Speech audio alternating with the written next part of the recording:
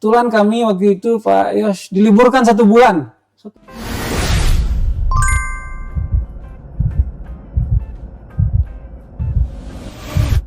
Assalamualaikum warahmatullahi wabarakatuh. Waalaikumsalam warahmatullahi wabarakatuh. Sahabat data, ketemu lagi dalam podcast cantik, podcast cinta statistik. Alhamdulillah hari ini BPS Kabupaten Maupun Kota kedatangan tamu spesial dari BPS Kota Padang Panjang yang dipimpin oleh Kepala BPS Kota Padang Panjang, sahabat saya Pak Abdul Raji. Assalamualaikum Pak Raji. Waalaikumsalam Pak Yos. Terima kasih atas penerimaannya di BPS Kabupaten Maupun Kota Pak Yos. Alhamdulillah beliau datang dengan tim teman-teman dari BPS Kota Padang Panjang. Saya sapa dulu. Assalamualaikum teman-teman semua ya. Alhamdulillah Pak Raji. Mungkin kesempatan ini saya mohon maaf ya Pak Raji ya, nodong Pak Raji ini untuk podcast ya. Tapi kita diskusi ringan saja gitu kan tentang persiapan kita menghadapi sensus ekonomi ya. Sensus ekonomi 2026.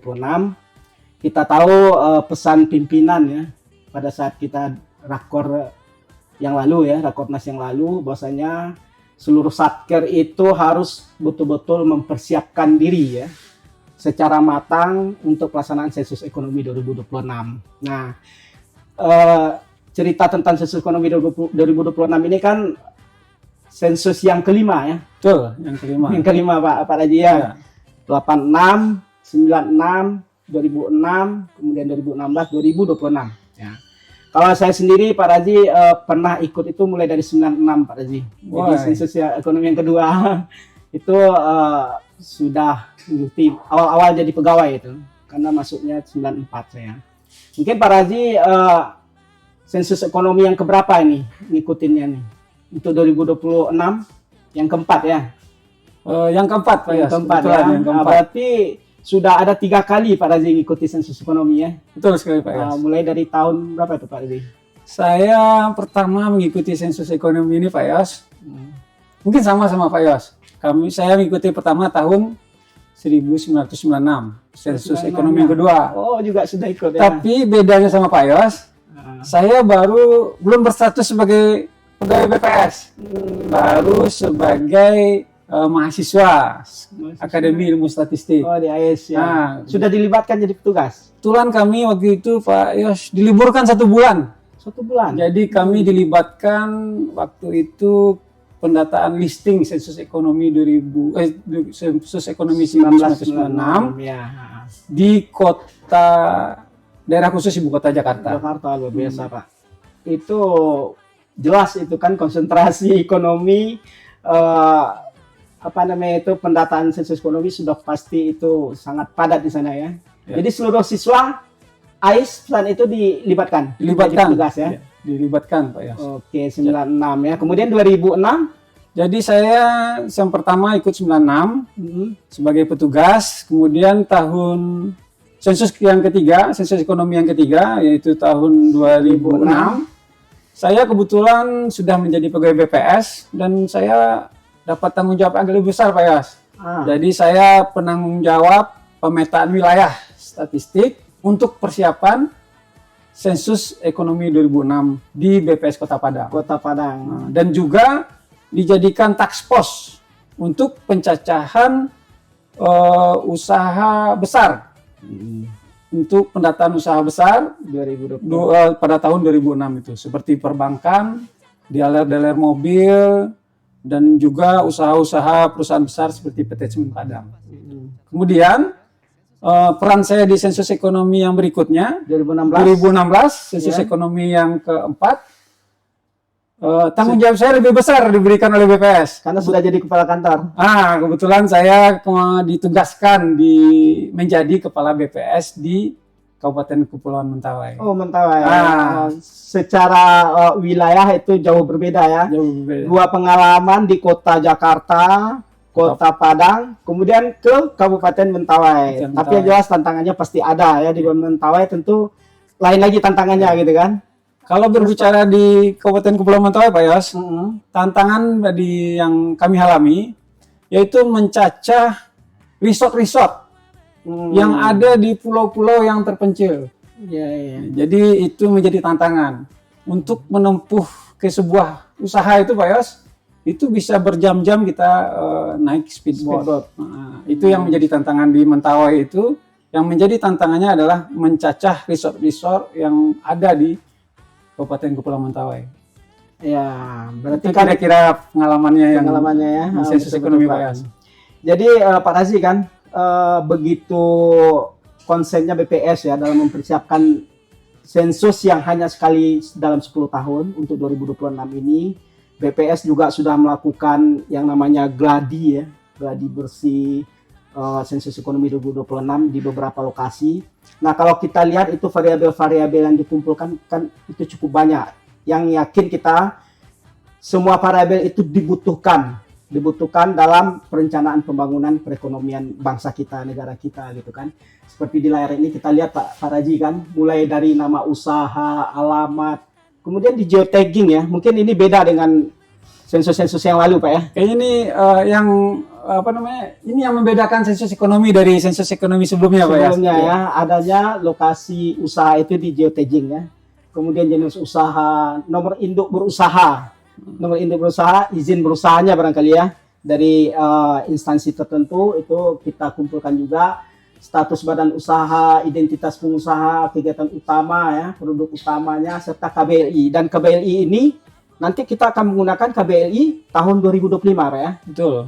Yang sudah sesuai dengan sosialisasi dari pimpinan waktu yang persiapan SE yang kemarin Pak Yas. Iya, 2025. Jadi sahabat data nanti KBLI yang digunakan ya, klasifikasi baku lapangan usaha Indonesia ini akan menggunakan KBLI yang terbaru yaitu 2025.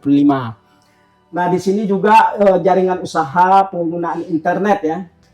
Ekonomi lingkungan. Nah, ini juga kita cover ya Pak Raji ya. Bagaimana suatu usaha itu memproduksi barang jasa yang ramah lingkungan ya, atau mengeluarkan biaya untuk perlindungan lingkungannya ada nggak gitu. Suatu unit usaha itu punya anggaran nggak untuk perlindungan lingkungannya. Apalagi sekarang ini kan baru saja ya Aceh, Sumatera Utara, Sumatera Barat kita ditimpa musibah bencana alam ya. Nah, apakah itu disebabkan oleh faktor ekonomi kita belum menyelidiki sampai ke sana ya. Yang jelas itu kan akibat cuaca yang kemarin yang ekstrim kan.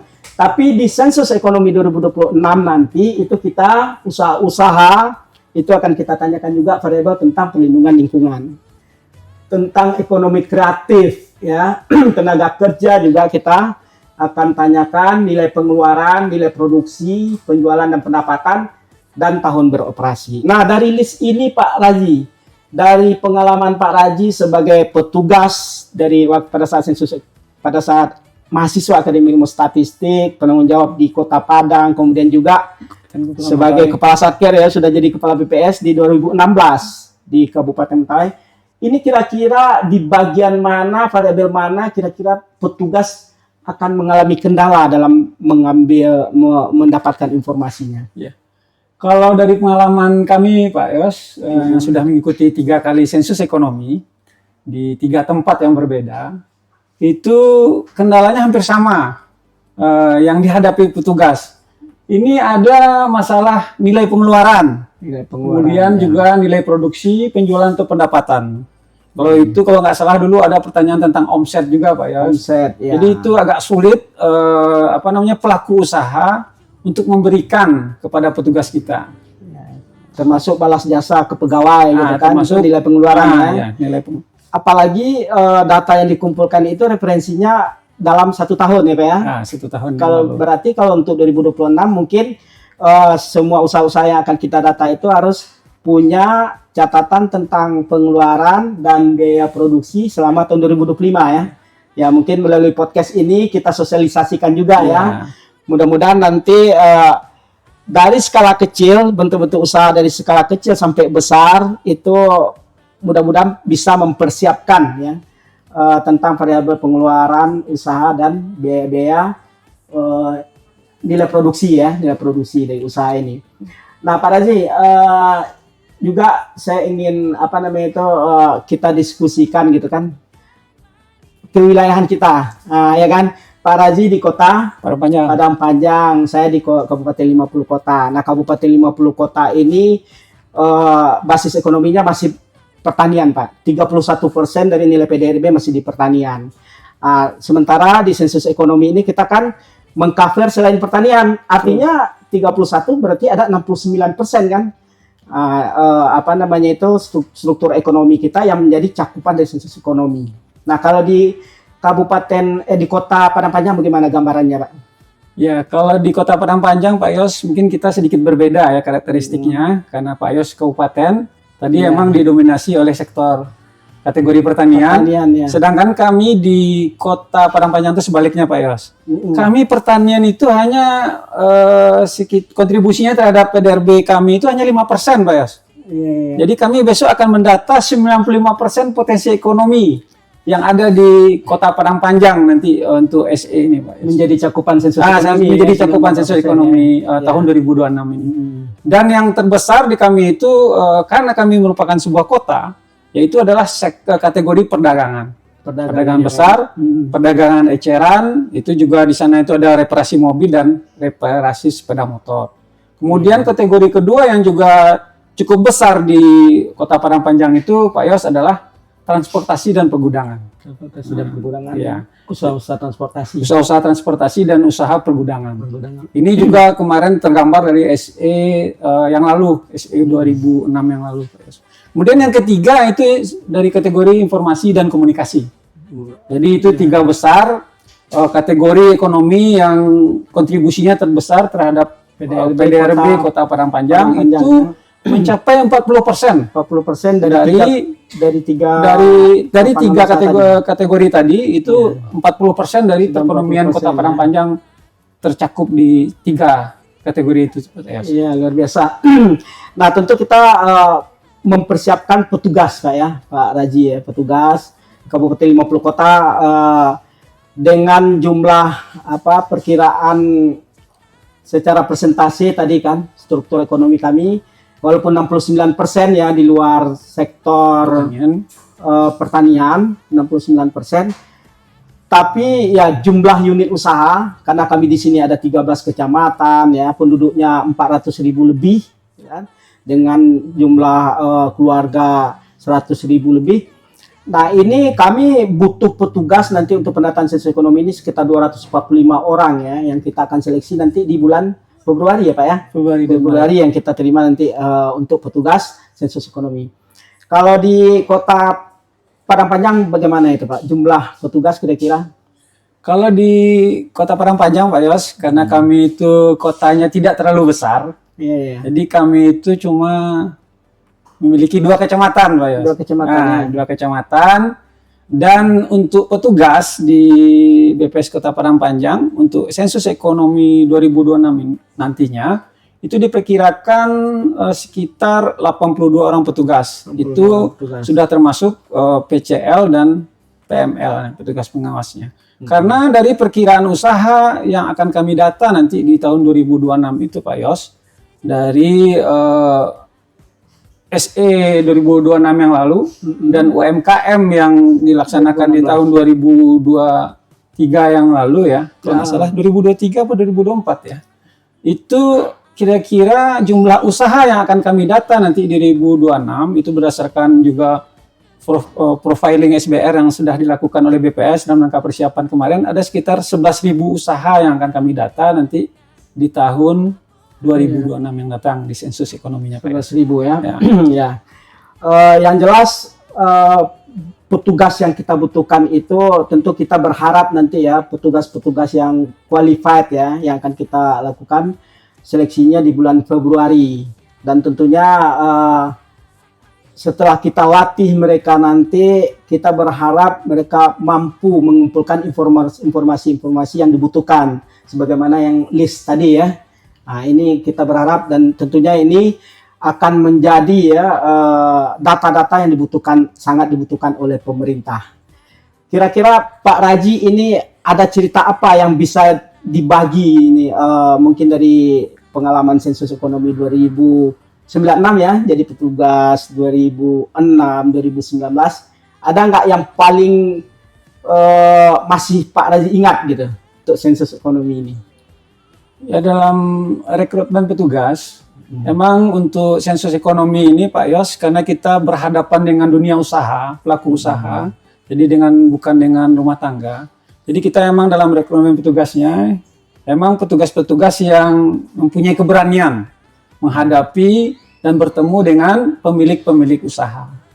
Makanya nanti dalam seleksi, dalam tahapannya kita nanti akan tanyakan kesiapan dan keberanian mental mereka untuk menghadapi pemilik-pemilik usaha ini. Karena pemilik-pemilik usaha ini kadang-kadang kan juga ada yang susah ditemui, kadang-kadang sering menolak karena takut gitu kan untuk memberikan data dan informasi yang mereka miliki.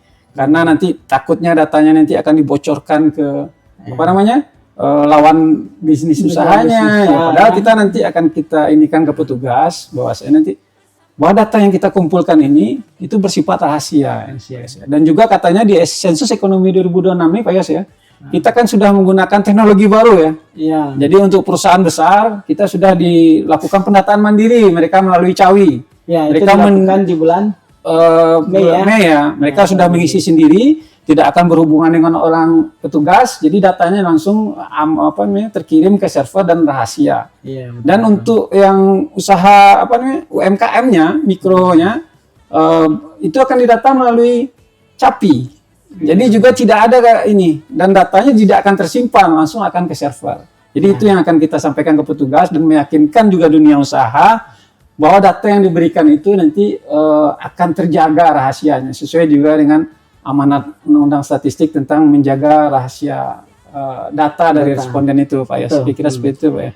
Jadi sahabat data, sensus ekonomi 2026 nanti itu akan dilaksanakan mulai tanggal 1 Mei sampai dengan 31 Juli 2025. Nah, periode 1 Mei sampai 31 Mei itu adalah pendataan mandiri. Nanti akan dikirim linknya ya Pak Razi ya. Ke usaha-usaha, mereka diharapkan mengisi sendiri, memberikan informasi sendiri melalui web yang disediakan. Kemudian 2 bulan berikutnya, 1 Juni sampai 31 Juli, ada 2 bulan, ini baru petugas yang akan turun ke lapangan dari satu unit usaha ke unit usaha ekonomi yang lainnya, dan mereka menggunakan instrumen gadget. Ya, Pak Razi kan, mendata langsung dengan pakai KPI ya, dengan HP mereka gitu. Mereka mendata dan tentunya itu semua informasi akan langsung dikumpulkan, diperoleh dan dikirim ke server pusat, BPS pusat. Udah pasti ada jaminan kerahasiaan. Nah, bahwasanya data itu tidak akan dipublish secara individu, gitu kan? Nah, tentu kita BPS akan mengelompokkan sesuai dengan KBLI tadi ya.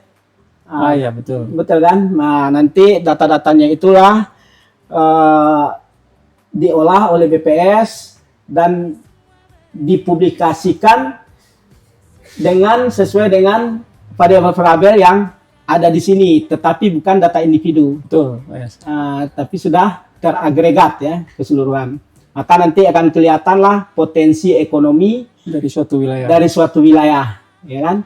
Mulai dari provinsi secara nasional, provinsi, kabupaten, kota ya levelnya Pak ya, Pak Raji ya. Betul. Nah, sampai ke BPS, sampai ke level kabupaten kota. Ya.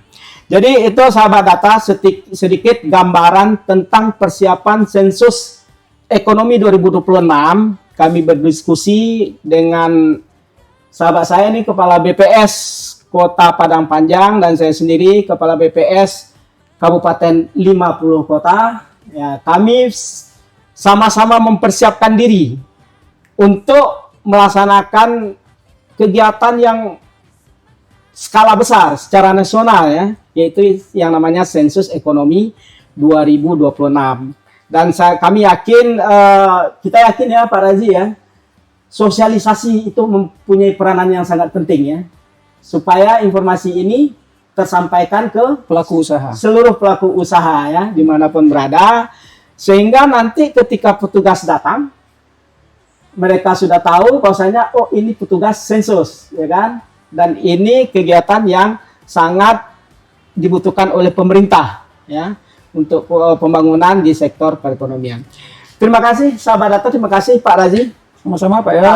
Atas informasinya dan hadir dalam podcast di podcast cantik Cinta Statistik BPS Kabupaten 50 Kota. Ya Pak Yos, mudah-mudahan perbincangan kita ini bermanfaat Pak Yos. Ya. Baik untuk internal kita dalam rangka persiapan untuk menyukseskan perhelatan besar kita di tahun 2026 dan juga mungkin untuk para pelaku usaha. Ya. Mari nanti diterima petugas sensus ekonomi 2026. Betul. Berikan data dan informasi yang sejujurnya sehingga pemerintah bisa memotret kondisi perekonomian baik di Padang Panjang maupun di 50 kota maupun seluruh Indonesia. Apakah di Padang Panjang masih dominan untuk perdagangan di tahun 2026 atau terjadi pergeseran struktur ekonomi? Jawaban dari pelaku usaha lah yang akan menentukan. Kami berharap pelaku usaha untuk bisa menerima petugas dan memberikan data dan informasi yang sebenarnya. Ini itu Pak Yos, terima kasih sekali lagi atas Pak Yos, mudah-mudahan bermanfaat bagi kita semua. Ya, seluruh sahabat data, silakan informasi tentang sensus ekonomi ini dibantu untuk menyebarluaskannya. Makasih, saya akhiri.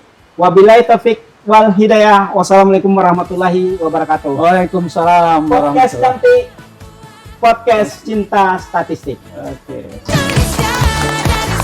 Oke.